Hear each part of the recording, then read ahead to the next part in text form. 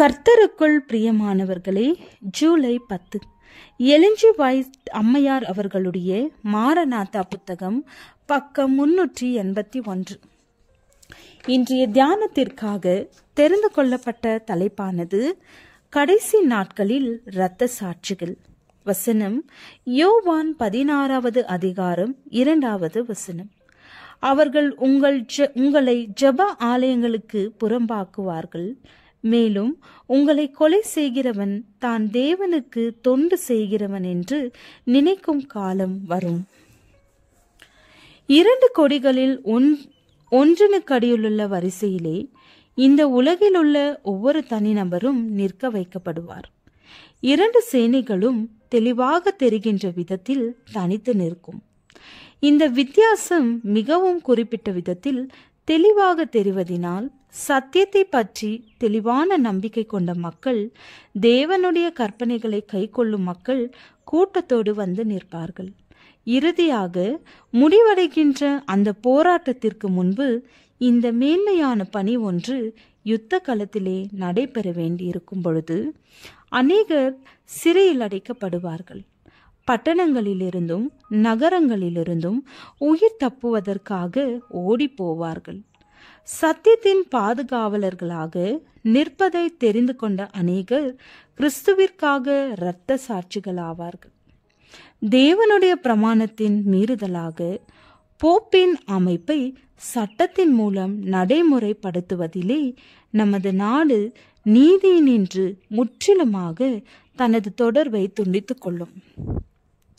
எருசலேமிற்கு வரப்போகின்ற அழிவை சுட்டி காட்டத்தக்கதாக ரோம சேனை எருசலேமை நெருங்கி வரும் சம்பவம் சீடர்களுக்கு ஒரு அடையாளமாக கொடுக்கப்பட்டிருந்தது. அதே போன்று தேவனுடைய பொறுமை எல்லையை எட்டிவிட்டது என்பதையும், தேசத்தின் அக்கிரமத்தின் அளவு நிறைவாகிவிட்டது என்பதையும், இரக்கத்தின் தூதன் இனி ஒருபோதும் திரும்பி வராமல் பறந்து செல்வதற்கு ஆயத்தமாகிவிட்டான் என்பதையும் இந்த மருள விழுகை ஒரு அடையாளமாகவிருந்து நமக்கு காட்டுகிறது. யாக்கோபின் இக்கட்டு காலம் என்று தீர்க்கதரிசிகளால் விவரிக்கப்பட்ட அத்தகைய வேதனை, துன்பம் ஆகியவை நிறைந்த காட்சிகளுக்குள் தேவனுடைய மக்கள் வீழ்த்தப்படுவார்கள். துன்பப்படுகிற உத்தமமான மக்களின் கூக்குரல் வான பரியந்தம் எட்டினது.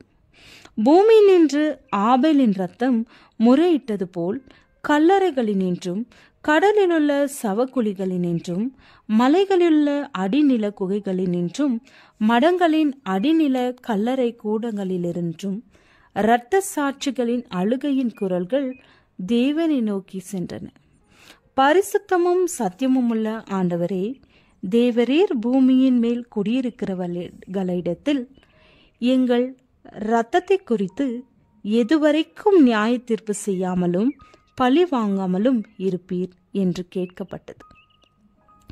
5ஆம் முத்திரை உடைக்கப்பட்ட பொழுது வெளிப்படுத்தின விசேஷங்களாகிய யோவான் தேவனுடைய வசனத்திற்காகவும் இயேசு கிறிஸ்துவை குறித்த சாட்சிக்காகவும் கொல்லப்பட்ட கூட்டத்தார் பலிபீடங்களுக்கு அடியில் இருப்பதை தரிசனத்தில் கண்டார். இதற்கு பிறகு வெளிப்படுத்துதல் 18ஆம் அதிகாரத்தில் விவரிக்கப்பட்டிருந்த காட்சிகள் தோன்றின. அப்பொழுது உத்தமமாகவும் உண்மையாகவும் இருப்பவர்கள் பாபிலோன் இருந்து வெளியே வரும்படி அழைக்கப்பட்டார்கள். எடுக்கப்பட்ட உயிரை கிறிஸ்து மீண்டும் கொடுப்பார், ஏனெனில் அவர் ஜீவனை கொடுக்கிறவராக இருக்கிறார். அவர் நீதிமான்களை நித்திய வாழ்வினால் அலங்கரிப்பார். ஜெபம்.